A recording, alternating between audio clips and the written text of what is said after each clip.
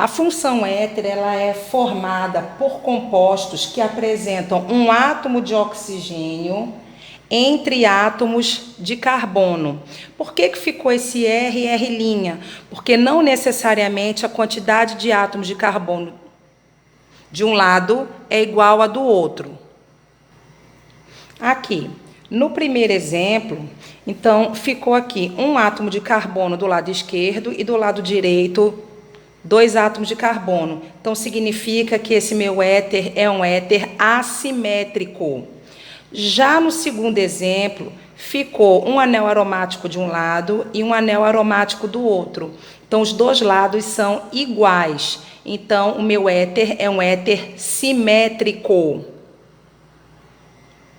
Se eu for analisar agora as características de um éter, primeira coisa que nós vamos dizer que eles são compostos fracamente polares. Por quê?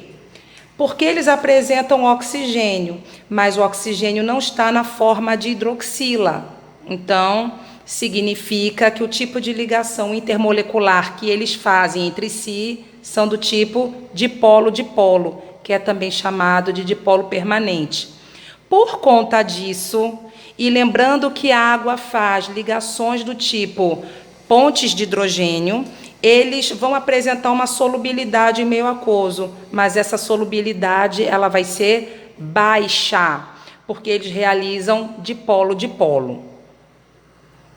Se eu for fazer a comparação entre um álcool e um éter, o que vai acontecer?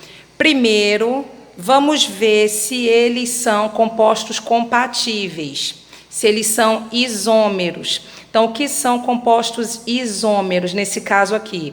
São compostos que apresentam a mesma fórmula molecular e diferentes fórmulas estruturais. Então, a função álcool é uma função isômera da função éter. Então, esse primeiro composto aqui, ele apresenta que fórmula molecular? Ó?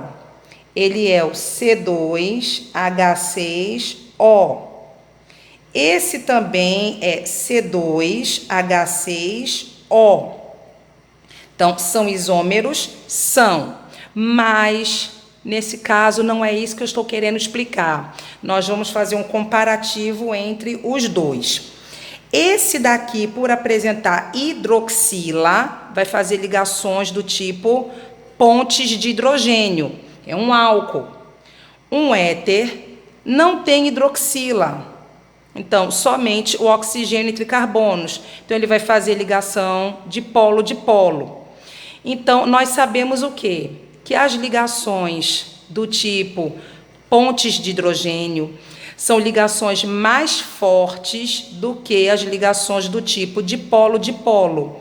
Consequentemente, o meu álcool vai apresentar o ponto de fusão e de ebulição muito superior ao éter, mesmo eles apresentando a mesma fórmula molecular.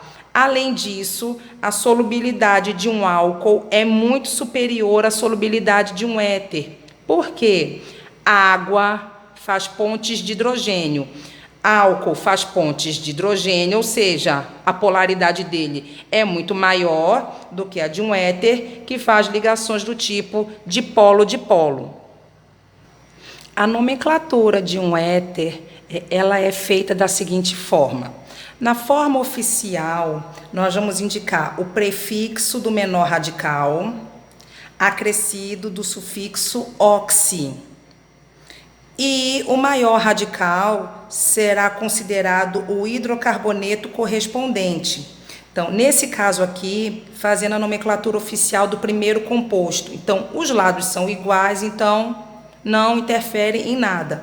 Então, aqui, ó, prefixo de um carbono, met. Então, coloco met. Aqui, ó, o oxi. E agora eu vou indicar o hidrocarboneto correspondente. Então, qual é o hidrocarboneto formado por um carbono só e com ligações simples? Metano. Então, o nome fica metoximetano. Nesse segundo exemplo, O menor radical é esse aqui, olha, esse. Então, eu pego met, coloco oxi. Então, fica metoxi e essa parte aqui corresponde ao hidrocarboneto com 2 átomos de carbono, que é o etano. Então, fica metoxietano. E nesse terceiro, o menor também vai ser esse, mais o oxi, metoxi. E eu dou o nome do hidrocarboneto correspondente. Nesse caso, o hidrocarboneto aromático vai ser o benzeno. Então, o nome é metoxibenzeno. Na nomenclatura usual, como é que nós vamos fazer? Nós vamos indicar o oxigênio como éter, certo? Que é a função. E irá sobrar um radical de um lado e um radical do outro. Nesse caso aqui, os radicais são iguais. Então, se eles são iguais, qual é o nome do radical formado por um carbono só? Metil. Então, o que eu faço? Indico o nome do radical e acrescento o sufixo ico. Então, metil mais ico ficará o quê? Éter metílico. Nesse segundo caso aqui, os radicais são diferentes, ó. Então, como é que eu vou fazer? Vou indicar a presença do oxigênio, éter, menor radical, metil, maior radical, etil, e acrescento o sufixo ico. Então, fica éter metil etílico. Nesse terceiro caso aqui, o que vai acontecer? Menor radical, maior. Esse radical aqui chama-se fenil, ok? O radical que é derivado direto do benzeno, quando ele fica sem um hidrogênio, é o radical fenil.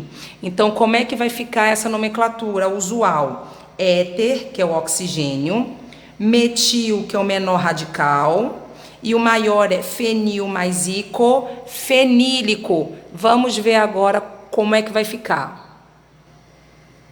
Se vocês repararem, no primeiro, o que eu fiz? Indiquei o dia aqui, porque nesse caso ele não é obrigatório, a partir do momento que um radical é igual ao outro. Se eu quiser chamar de éter metílico, está certo. Porque quando eu coloco assim, fica implícito que de um lado é o radical metil e do outro também, certo? Mas e se eu quiser éter dimetílico? Está certo também, ok?